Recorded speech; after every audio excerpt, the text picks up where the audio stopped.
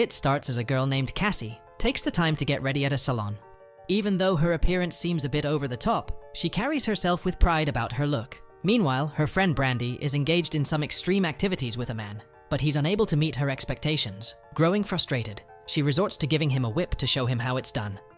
Elsewhere, Amber heads to her workplace, a lively club where her friends Cassie and Brandy also work. As they prepare for the evening's customers, they encounter Enrique, the cook, who makes snide remarks about their appearances in Spanish. Shortly after, Bunny, their transgender co-worker, arrives at the club and greets Dale, one of the bartenders. Brandy invites Bunny to check out Cassie's unique eyeshadow, which causes Bunny to look horrified. Oh, shit! Ow! Brandy jokingly suggests that Cassie's look is a desperate cry for attention, but Dale humorously defends Cassie. Just then, Ryan, the bar owner, introduces the new hostess, Dawn, and everyone welcomes her. However, Ryan cautions the team not to act too strangely around Dawn and notices Cassie's striking makeup, suggesting she tone it down. He then directs Bunny to entertain a table full of doctors, causing Amber to feel disappointed. The night unfolds with the group playfully attempting to make Ryan uncomfortable. As the evening comes to a close, Bunny walks away with over $300 in tips and even snags a date with two wealthy doctors. I made $300 in tips. Cassie inquires about Amber's plans post-work, to which Amber bluntly reveals that her aunt has passed away, but reassures them the death occurred long ago and that she hardly knew her aunt. Despite this, she intends to visit her aunt's house, which her mother will eventually sell. Her mother does not wish to leave it vacant, so she offers Amber free rein to use it as a vacation home until it sells. Amber invites her friends to join her for the summer. Her friends quickly ask whether Amber's aunt lived alone in the house, and she explains that she once shared it with B, love of her life. Meanwhile, at the vacant house, two burglars invade and make themselves at home. One of them urinates into the pool and is suddenly pushed into the water by an unseen force. His accomplice finds some wine, but when he carelessly throws away the bottle, it hits him in the head. Both soon realize they are not alone and confirm the presence of an entity when objects start to levitate around them. Horrified, one gets struck by a book as they make their escape. Meanwhile, the group of friends decides to survey the house, but Bunny couldn't join them. Upon arriving, Brandy spots a book at the door, but they all dismiss it and head inside. They are taken aback by how organized and orderly the house appears. As they explore, they discover a photograph of Amber's aunt alongside a man, whom they speculate is her lost love who died 3 decades earlier. When they place the picture back down, they unknowingly trigger a subtle shift in the photograph's arrangement. Shortly, the friends pour themselves some wine and gather for a selfie, only for Cassie to find her phone is turned off. Brandy checks hers and finds the same issue, as well as Amber's. They realize they are in a dead zone without reception. This revelation makes Brandy feel uneasy about spending the summer in the house, but Cassie reassures Amber that she will accompany her there. Soon after, the other women depart for their respective dates, leaving Amber alone for the night. Before taking a nap, Amber enjoys some wine and is taken aback when she feels an invisible force brush against her. Surprised yet slightly exhilarated, she soon decides to sleep, but notices her wine glass is mysteriously full. Realizing she may have had a bit too much to drink, she changes into her aunt's nightclothes. The following morning, the invisible force returns and yanks her blanket off, then begins to send waves of pleasure through her, leaving Amber feeling exhilarated like never before. When she heads to work later that day, Amber learns that her co-workers had disastrous dates, except Bunny, who wowed the doctors with her hidden talents and left them wanting more.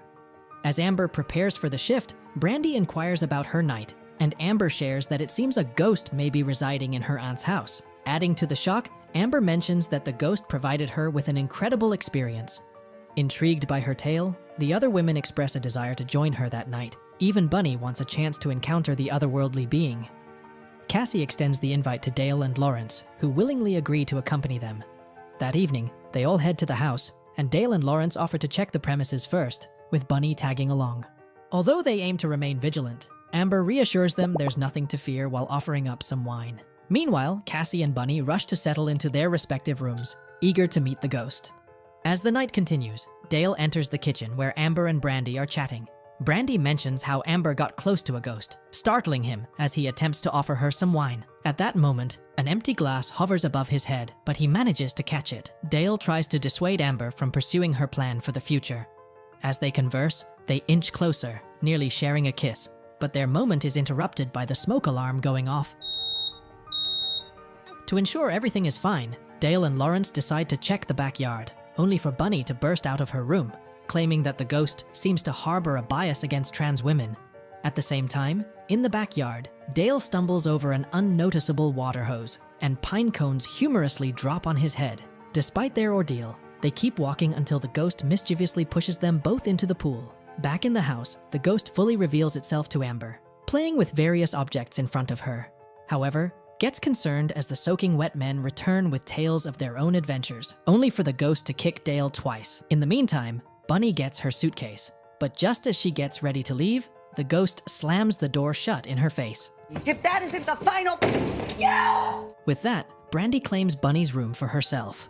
Alone with the ghost now, Amber shares that Cassie enjoys pain. The ghost reacts by throwing a punch at Cassie, who soon realizes it was a mix-up since it is actually Brandy who craves pain. The ghost's attention shifts to Brandy, exciting her. Meanwhile, Cassie grows furious and nearly storms off until the ghost uses a gentle touch to calm her down. Brandy soon leaves her room to gather supplies, while the women enjoy an eventful night. The next morning, Brandy awakens with her makeup smeared and bruised arms, yet she wears a wide smile. The ghost leaves her some items to treat her wounds.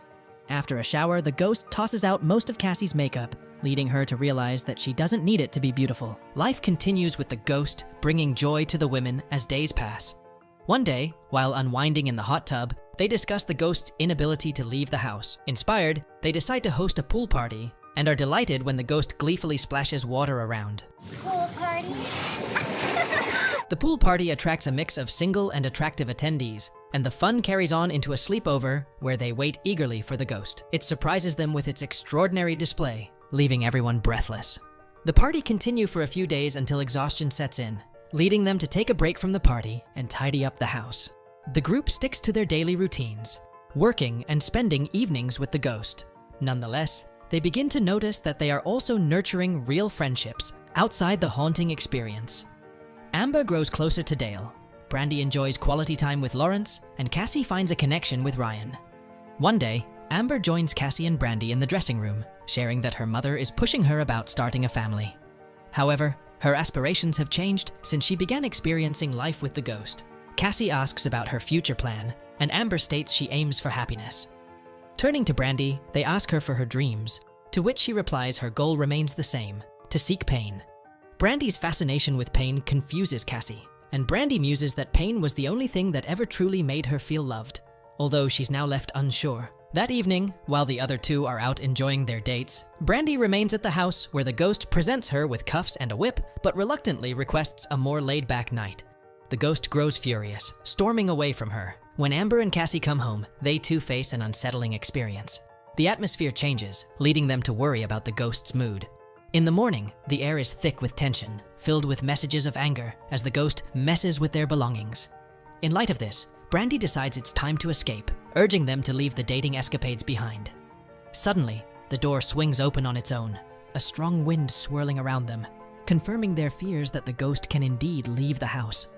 Amber takes responsibility for the situation, believing her dreams of romance led them into this predicament. Determined to confront the ghost, she prepares for a heart-to-heart after her shift. However, Brandy and Cassie express their concern for her safety as she heads toward the house. Amber gathers the courage to confront the ghost, but just as she's about to express that their time together should come to an end, the spirit reacts violently, pinning her to the wall and shattering various objects around her. Meanwhile, Dale, Lawrence, and Ryan rush over, though Lawrence remains cautious about speeding, fearing he might get a ticket. Inside the house, the ghost escalates its rage and produces a knife. At that moment, Amber professes her enduring love for the spirit, which causes it to calm down. When she reopens her eyes, everything appears as it once did, the room tidy and free of chaos. Just then, the ghost expels their suitcases outside, as if signaling it's time for them to leave. When Dale, Lawrence, and Ryan arrive, they check on her well-being. Upon hearing that she is fine, the group gathers up their belongings and departs from the haunted abode. Several days later, they reconvene at Amber's house for a small celebration. During this gathering, Lawrence asks Brandy out on a date, which she joyfully accepts. Out of the blue, Amber's mother brings forth cookies and mentions that the house has been sold, and it turns out Don made the purchase. Meanwhile, Bunny supervises the club, while Ryan and the others are away. She is visited by the two doctors who are smitten with her, and she politely declines serving other patrons to focus on their needs. Back at Amber's house, everyone finds themselves looking at a photograph of her aunt. To their astonishment, Amber's mom points out another woman in the picture, revealing that she was Amber's aunt's greatest love. The group is left in awe, realizing the ghost's deeper connection to this story, realizing the ghost is a woman. And with that, the movie ends. We hope you enjoyed our video.